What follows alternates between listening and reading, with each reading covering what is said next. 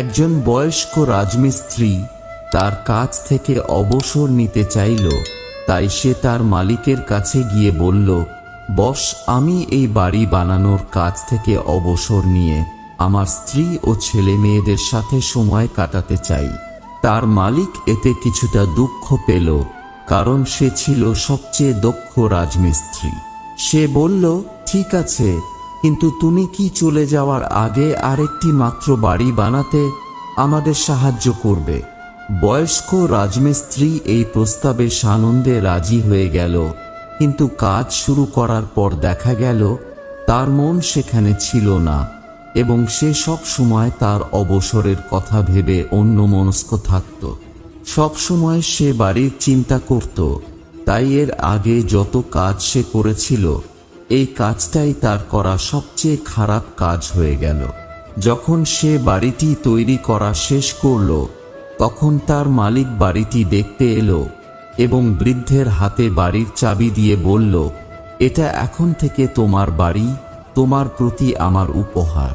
এই কথা শুনে বৃদ্ধ আফসোস করে উঠল। সে মনে মনে ভাবল, যদি আমি শুধু একবার জানতাম যে আমি আমার নিজের বাড়ি তৈরি করছি, তাহলে এটা আমার জীবনে করা সবচেয়ে ভালো কাজ হতো।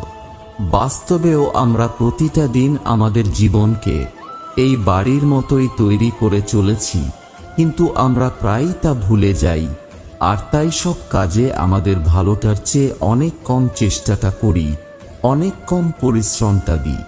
আমরা যদি আজ এই সত্যটা উপলব্ধি করতে পারি, তবে আমরা হয়তো আমাদের সেরা পরিশ্রমটাই দিতে পারব।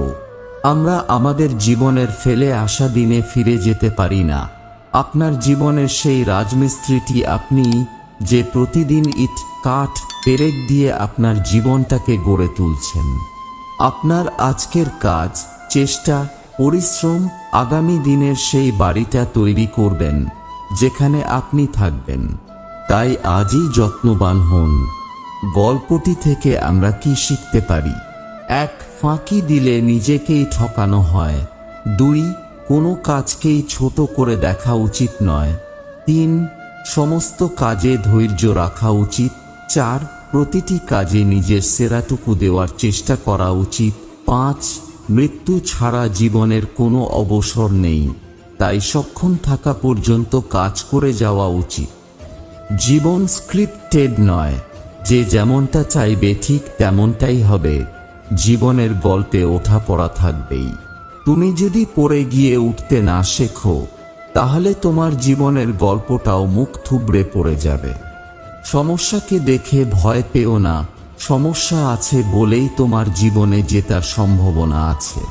তোমার ভেতরে লুকিয়ে থাকা সম্ভাবনাগুলিকে খোঁজো, হয়তো তুমি সেই যাকে পৃথিবী খুঁজছে। তুমি নীরব মানে এই নয় তুমি নিষ্ক্রিয়। ঝড়ের আগে নিস্তব্ধতা ঝড়ের পূর্বাভাস দেয়। নিজের জীবনের খুশির কারণ নিজে হও, অন্যকে খুশির কারণ বানালে সেও দুঃখ দিয়ে চলে যাবে। কখনো কি ভেবেছ, কিছু মানুষ কেন যা চায় তাই পায়, আর কিছু মানুষ অনেক কষ্ট করার পরও কিছুই পায় না? এর কারণ লক্ষ্য। কিছু লোকের লক্ষ্য আছে, কিছু লোকের নেই। লক্ষ্য থাকলে অর্জন করতে পারবে, লক্ষ্য না থাকলে কিছুই পাবে না। লক্ষ্যে পৌঁছাতে হলে আমাদের পরিকল্পনা দিয়ে তৈরি গাড়িতে চড়তে হবে। এটার ওপর আমাদের পূর্ণভাবে বিশ্বাস রেখে নাছোড়বান্দার মতো এগিয়ে যেতে হবে। এটা ছাড়া সাফল্যের আর কোনো পথ নেই। কখনো না পড়ে যাওয়ার মাঝে বীরত্ব নেই, পড়ে গিয়ে আবার উঠে দাঁড়ানোর মাঝেই সত্যিকারের বীরত্ব লুকিয়ে আছে। সৃষ্টিকর্তার কাছে সেই ধনীরা সবচেয়ে প্রিয়, যারা ধনী হওয়ার পরও গরিবের মতো বিনয়ী। সাধারণ সফল আর অসাধারণ সফলদের মধ্যে পার্থক্য হল, অসাধারণ সফলদের না বলার ক্ষমতাও অসাধারণ।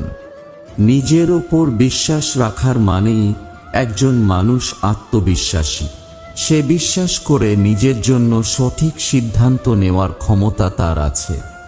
আমার জীবনে আমি অনেক ঝড় দেখেছি, আর আমি শিখেছি ঝড়কে নিয়ন্ত্রণের শক্তি আমার নেই, কিন্তু আমার আছে ধৈর্য, যার মাধ্যমে আমি ঝড়ের সময় পার করে আগামীর দিকে তাকাতে পারি। হার মেনে নেওয়া আমাদের সবচেয়ে বড় দুর্বলতা। সফল হওয়ার সবচেয়ে ভালো উপায় হলো প্রতিবার হার মানার আগে আরেকবার চেষ্টা করা। অর্থ আমাকে আত্মবিশ্বাসী করেনি, আমার আত্মবিশ্বাস আমার কাছে অর্থ এনে দিয়েছে। চেষ্টা সর্বদা সুখ বয়ে আনবে না, কিন্তু চেষ্টা না করলে আপনি কখনোই সুখী হবেন না। আপনি যদি গরিব হয়ে জন্ম নেন তাহলে এটা আপনার দোষ নয়, কিন্তু যদি গরিব থেকেই মারা যান তবে সেটা আপনার দোষ। জীবনে চালাক আর স্মার্ট হতে গেলে এই কাজগুলি অবশ্যই করুন। 1. প্রচুর পরিমাণে অচেনা এবং অজানা মানুষের সাথে মিশুন। 2. নিজেকে মোটামুটিভাবে অলরাউন্ডার করার চেষ্টা করুন। 3. যে কোনো বিষয়ে ঘাঁটাঘাঁটি করুন, তা যতই অশ্লীল এবং যতই নগ্ন হোক না কেন, কোনো সমস্যা নেই। 4. রহস্যময় হওয়ার চেষ্টা করুন। 5. যে কোনো পরিস্থিতি পর্যবেক্ষণ করুন। 6. কখন চুপ করে থাকতে হবে আর কখন কথা বলতে হবে তা আয়ত্ত করুন। 7. যে কোনো পরিস্থিতিতে নিজেকে মানিয়ে নিন। 8. চালাক হতে হলে ভয় পাওয়া যাবে না, সাহসী হন। 9. মাঝে মাঝে ইচ্ছাকৃতভাবে ভুল করুন। লোকজন অন্যের বিপদকে তার পাপের ফল আর নিজের বিপদকে ভগবানের পরীক্ষা মনে করে। মানুষ যেটা প্রতিদিন পায় সেটার দাম সে দিতে জানে না, যেটা সে হুট করে পায় সেটাই তার কাছে সেরা। মানুষ তুমি সেই দিনই হবে যেদিন কারোর ক্ষতি করার আগে একবার হলেও ভাববে এটা আমি ভুল করছি। সময়ের সাথে সাথে সবকিছু পরিবর্তন হতে থাকে। কেউ পরিবর্তন মেনে নিয়ে এগিয়ে যায়, আর কেউ পরিবর্তন না মানতে পেরে একাকিত্বের আশ্রয় নেয়। আজকাল মানুষ মজা কম করে মজার ছলে অপমানটাই বেশি করে। নারীর বয়স আর পুরুষের ইনকাম কখনো জিজ্ঞেস করতে নেই। এর সবচেয়ে বড় কারণ বোধহয় এটাই, নারী কখনো নিজের জন্য বাঁচে না আর পুরুষ কখনো নিজের জন্য খাটে না। কখনোই সময় এবং ভাগ্যের অহংকার করো না, কারণ সকাল তাদেরও হয় যাদের কেউ মনে রাখে না। কাউকে এতটা আঘাত করো না যতটা আঘাত করলে নিজের ভুল বোঝার পর ফিরে আসার পথটা বন্ধ হয়ে যায়।